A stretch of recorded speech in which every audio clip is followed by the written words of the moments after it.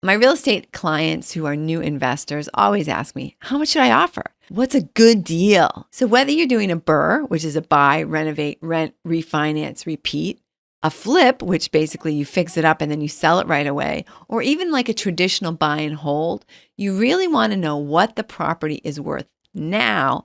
And to figure that out, you want to be able to figure out what it's going to be worth when you've completed your renovations.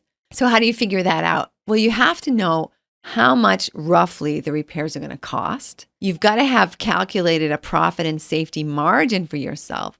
And then you subtract those two numbers from what we call the ARV, which is the after repair value. So that's like three things that we don't know right now and that we're going to have to calculate: the repair cost, the ARV, and what's a good profit safety margin. So let's start with the easiest one first. Many investors add like a standard 30% as a profit and safety margin. And that is fine for most projects. If you're an experienced investor, you have your own crew, and you know what's going on. And even if you're just starting out, if it's like mostly cosmetic repairs that you're making, don't worry too much about it, because if you're not opening up walls, you're not going to find problems with walls.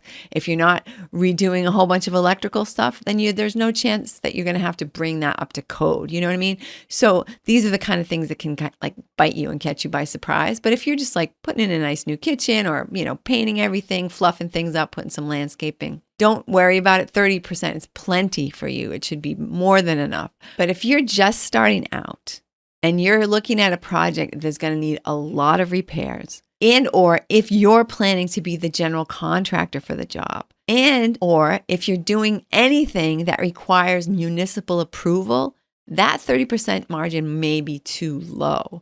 So in that case, you want to consult an expert, okay? I mean, I wouldn't recommend being the general contractor for your first job. You may not want to plan to do all the repairs yourself, even if you're really handy, because what happens if you get busy at your other job and you can't finish things up, right? That increases your holding time, increases your holding costs. So let's take a quick little detour to talk about holding costs. Basically, while you own that property, you're going to have expenses. You're probably going to have a mortgage. You're definitely going to need insurance.